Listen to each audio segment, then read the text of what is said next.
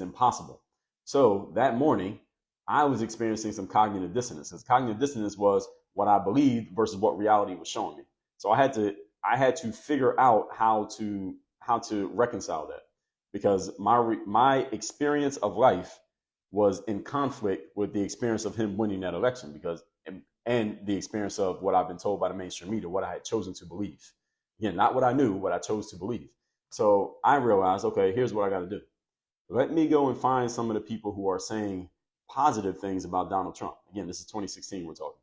Let me go find the people who are saying positive things about him, people who are taking the stuff that he says, because the mainstream media was flipping everything he said. Same thing they do now, right? Everything he says, they'll take a little piece out of it and they'll say, oh, Donald Trump said this. I'm going to be a dictator from day one. All right, is that what he said? Did he technically say those words? Yes, but it's out of context. When you take it out of context, it's a completely different story. So they would take things he said out of context and make it sound one way. And I was buying everything the mainstream media was telling me. This is the reason why I was the one living in a delusion. I came to realize. Let me tell you what happened.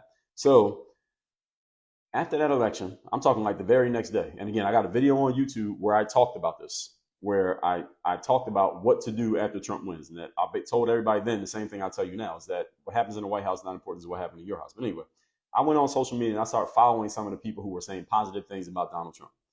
Some of the people who were talking about him in positive ways. I looked up, I'll give you a couple names if I can remember them. So I started listening a little bit more to Candace Owens, because she was conservative even back then. I started listening to Tommy Lauren, who was, I think she's still around. I don't see her stuff a lot anymore, but Tommy Lauren was out there. She was becoming very popular at that time. She was conservative.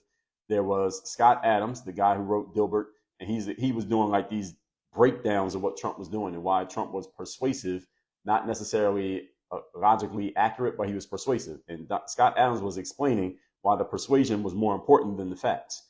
And he was right. He ended up being right. And a few other people, I don't remember all their names, probably still following them to this day. On social media, I follow a bunch of people who I don't even agree with, but I still follow them because I want to hear what they're talking about. And when Tommy's still on Fox, I know she still exists. I just don't see her stuff as much. And as I started listening to them, I realized, okay, there's a whole bunch of other reasons why people support Trump that have nothing to do with these negative labels that have been put on him. So this is the cognitive dissonance I want to call out in some of you who are experiencing the Trump derangement syndrome, as they say, for the last 10 years. There are people who support him and voted for him. And if you want to consider voting and support the same thing, I don't.